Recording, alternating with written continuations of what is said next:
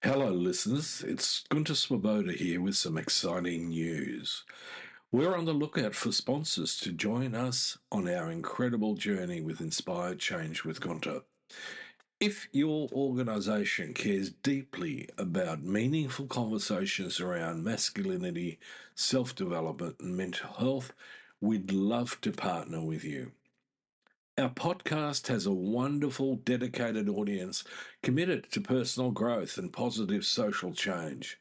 By sponsoring Inspire Change with Gunter, your brand will connect with listeners who truly value thoughtful discussion and support initiatives that promote real transformation. We're incredibly proud to be ranked number 1 in Australia and number 5 in the USA on FeedSpot's top men's mental health podcasts to listen and follow in 2024. With an average of 50,000 downloads per episode each week from listeners all around the world, our reach is significant and growing. For more information on how to become a sponsor, please reach out to Miranda Spigener-Sapon, our showrunner and executive producer. We'd love to explore how we can work together to inspire change. Now, thank you for your continued support, and let's keep inspiring change together. You're listening to Inspire Change, a broadcast that strives to educate, motivate, and empower men to challenge traditions of masculinity. To guide us through the intricacies and intersections of emotions, relationships, and male identity is renowned psychologist, author, and speaker Gunter Swoboda. This is Inspire Change. Before I begin the actual podcast, I would like to respectfully acknowledge the Gadigal people of the Eora Nation, who are the traditional custodians of the land on which I work. I would also like to pay my respects to their elders past and present. Welcome everybody to another episode of Inspire Change with Gunter. I'm your host. Welcome everybody to another episode of Inspire Change. I need to acknowledge that the last episode was a little short. That was basically because you got that just a couple of days after I came out of surgery and in my recovery. Was tired, but determined to get it out there. So any questions about that? Hopefully that explains things a little bit. I won't go into too much detail other than to say that I'm very pleased with the outcome of the surgery and the pathology report. I'm good to go. So on my Facebook page, I put up, I think it was Facebook, on could have been LinkedIn or whatever, the image, the meme of a Viking blowing his horn. I thought about it later, it was possibly a little bit over the top. But anyway, at the time, that's exactly what I felt. So, I'm Gunter. I'm your host for those who are just tuning in. And I'm completely thrilled, firstly, for me to be here with you, and secondly, for you to be with me. Because I want to delve into a very transformative conversation about masculinity, self-awareness, and healing. And it is a progression from the last 3 or 4 podcasts that I've done.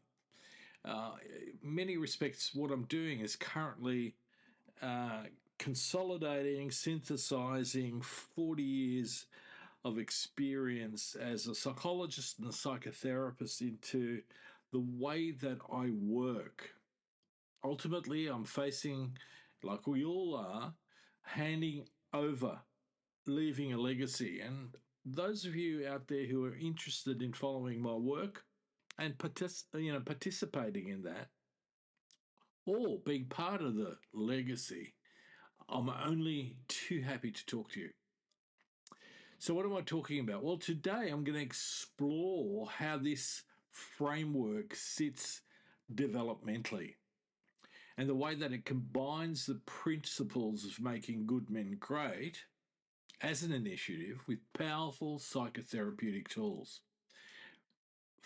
Fundamentally, this is because we've been looking, in my view, at this problem of masculinity and patriarchy like at a diamond, but only seeing one facet of it at a time. And I'm saying that this is more than that.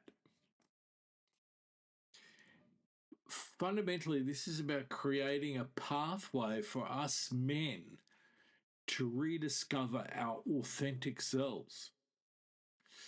So before I get deep down into this very rich topic, I want to ask you to reflect on something. How often do we stop to question the stories we've been told about what it means to be a man? There's been volumes written about the origins, particularly of patriarchy. You know, from the biological point of view, this is just how we are, and it's just the nature of things, and men are superior because they're stronger, to the sort of philosophical economic propositions of Engels. Those of you who are interested might want to look him up. Now, these stories, which have passed down through generations, often come with very deep wounds, with very unexamined patterns, and, more importantly, expectations that shape how we live, love, and connect. So today what I want to do is talk about these stories and how they influence us at three critical levels: the unconscious, the subconscious, and the conscious. What I want to do is examine how they relate to free will as well. Because let's face it, if there's an unconscious part of us, it sort of throws the whole question of free will open to debate. And it is one of those debates that goes on in philosophy, in psychology, and anthropology, all sorts of fields of exploration. But I also want to explore this as a continuation with respect to the trauma of the father wound and how to uncover the connections within ourselves as a cornerstone of change. So let's start with the foundation, the superstructure, which in my view is what I've been developing for a long time, and that is the Making Good Men Great framework. Now, this framework calls out 5 key pillars of patriarchy that have historically shaped traditional masculinity. Again, I'm going to go over stuff, but bear with me. So we're talking about territory, hierarchy, acquisition, competition, and combativeness. Now, any student of history will recognize these immediately. Now, these traits have given rise to a version of masculinity that prioritizes dominance, control, and emotional suppression. But it's also given rise to the suppression of others. For many men, these traits define how they interact with the world and shape their internal lives. They contribute massively to inner conflicts, relational strategies and struggles, and a profound sense of disconnection from themselves and others. Yet, this is where the work begins. Reimagining masculinity isn't just about rejecting patriarchy. That is, in fact, just a small step in the right direction. It's about understanding the deep psychological roots of these traits and finding new ways to relate to ourselves and others. Now, to truly reimagine masculinity, we have to start with the unconscious. Now, some people are going to challenge me, especially very empirically minded people, and don't get me wrong, I am empirical in many respects. However, there's a bucket load of stuff that we can't explain empirically. So I'm going to run with the proposition that there is an unconscious. Why? Because as a psychotherapist and a psychologist, I have worked with it. I have witnessed it in a way, but it's also, it makes sense to me.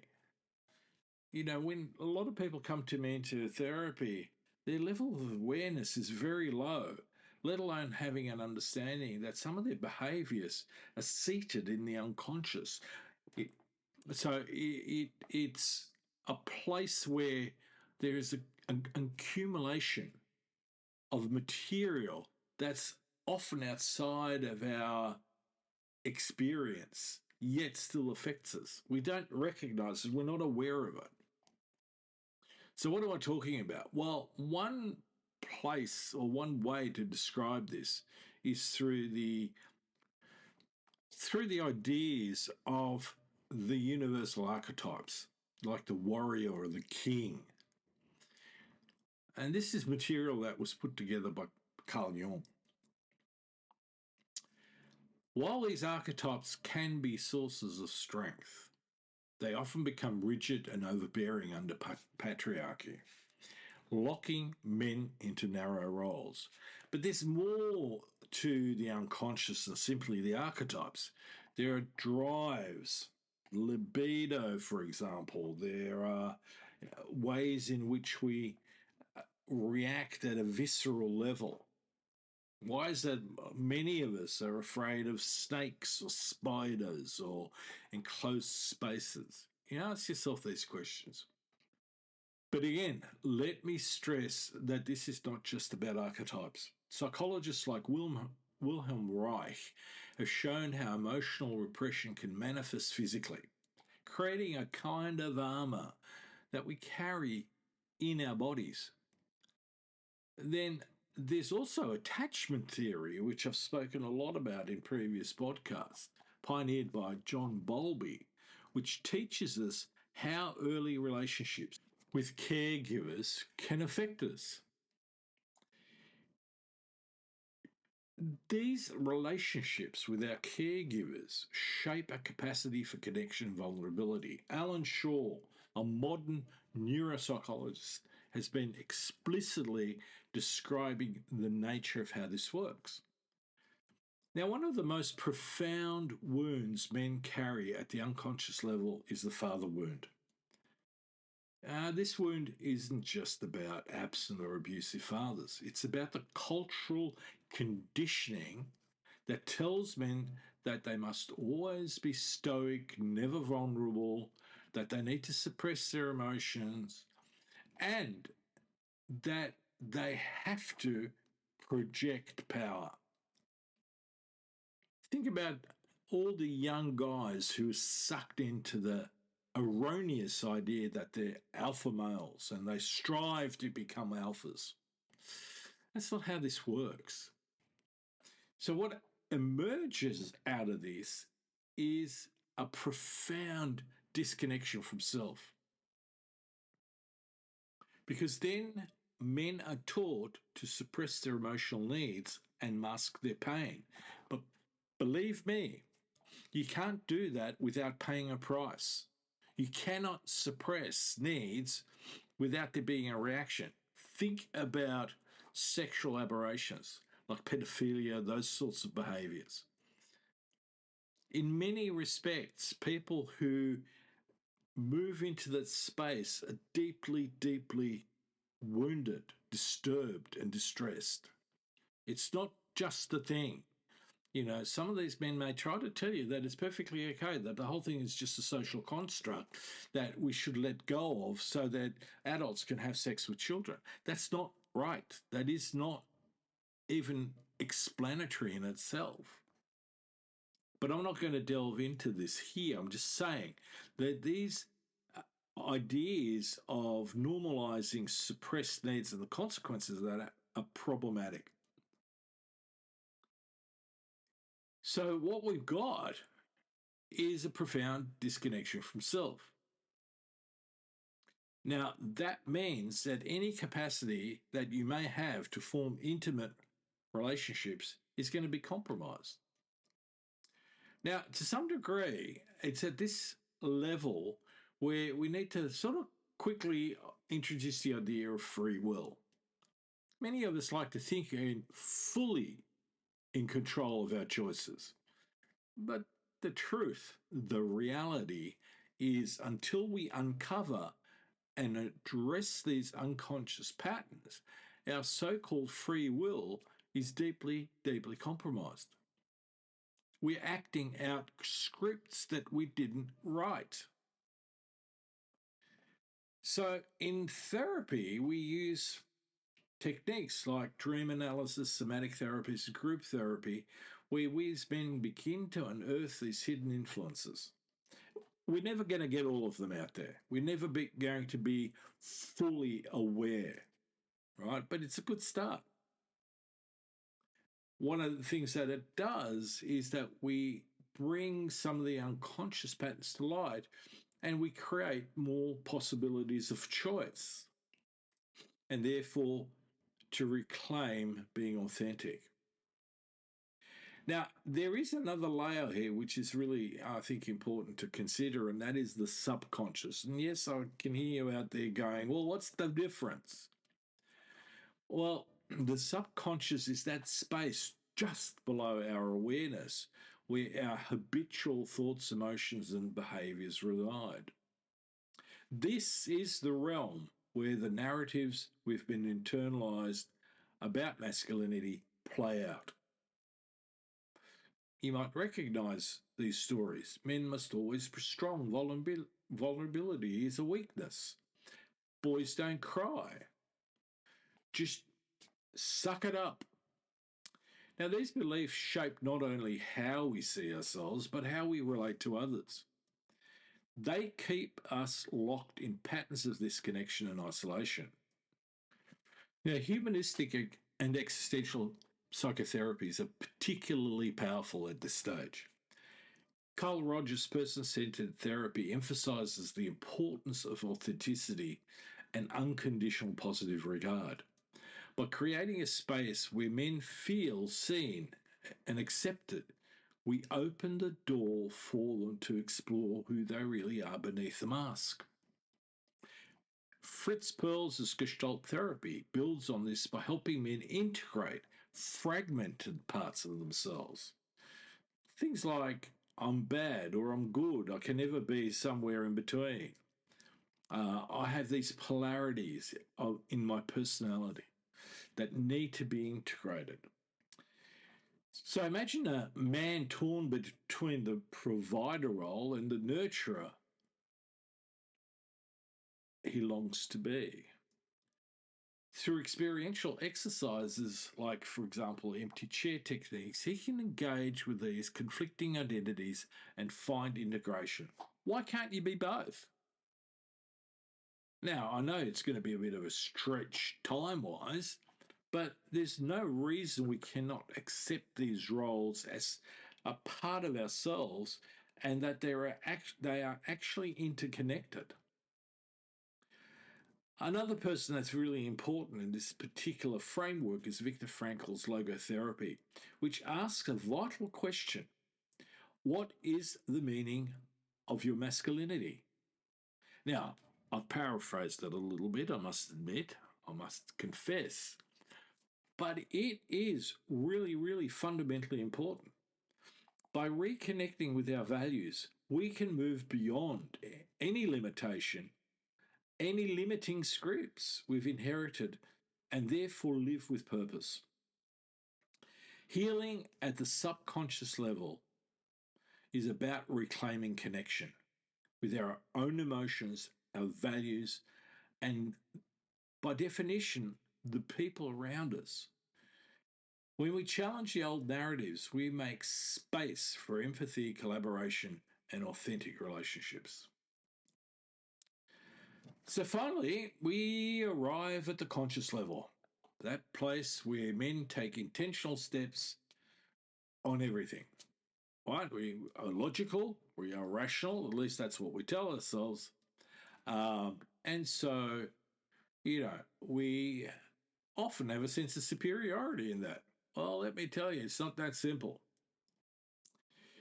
But it's also the place in our conscious space where we take steps to redefine our identities and roles and who we are as a person. It's again integrating. This is where the transformation becomes visible. This is where men align their actions with values like equity, empathy, and interdependence. At this stage, tools can be peer support groups, it can be men's groups, table groups, where we as men hold each other accountable, where we share our stories of growth, and where we are held to sustain the progress we've made. Now, here's the challenge. The work doesn't stop with personal growth. Advocacy becomes essential. As men, we have to challenge the social structures that perpetuate inequality and violence. As James Gilligan reminds us, aggression and violence are often the result of unprocessed patriarchal conditioning.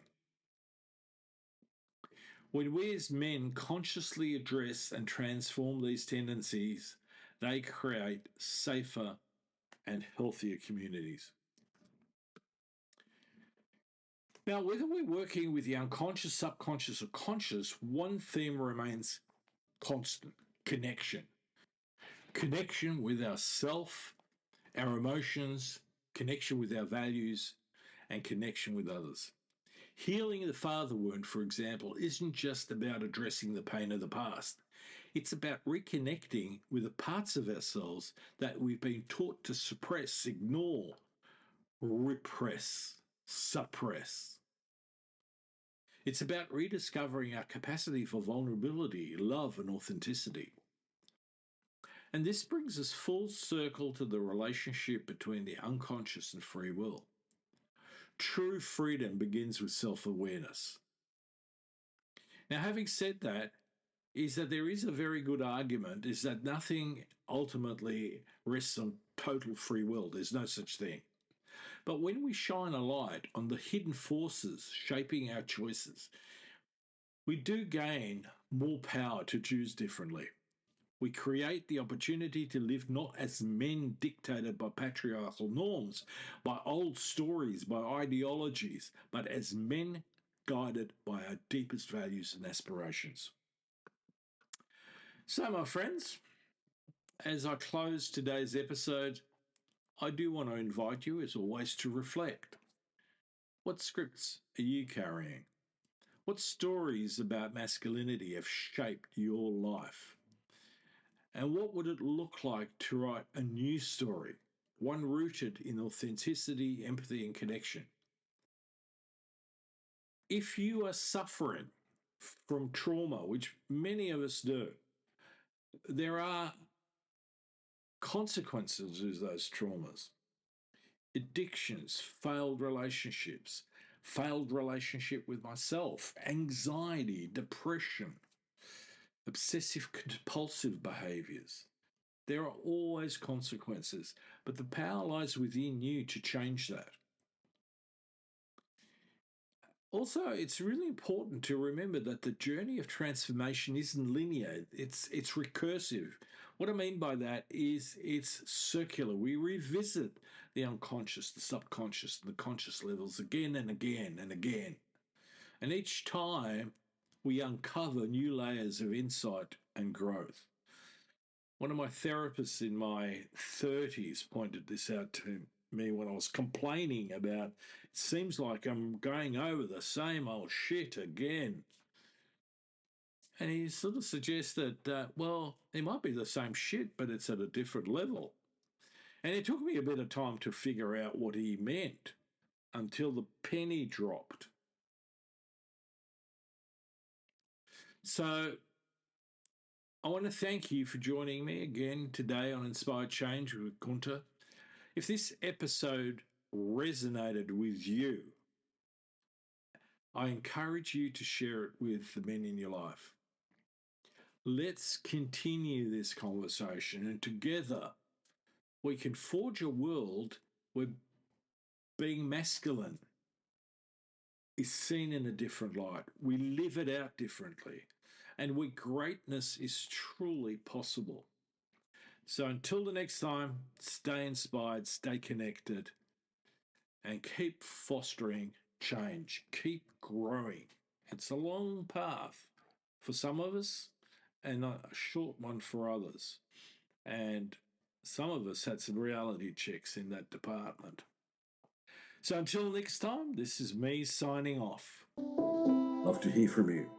And if you're interested, please check out my work on www.gunterswoboda.com or www.goodmengreat.com. Thank you for listening to Inspire Change, a broadcast that strives to educate, motivate, and empower men to challenge traditions of masculinity. For more information on the Making Good Men Great movement, or for individual or group coaching sessions with Gunter, visit goodmengreat.com.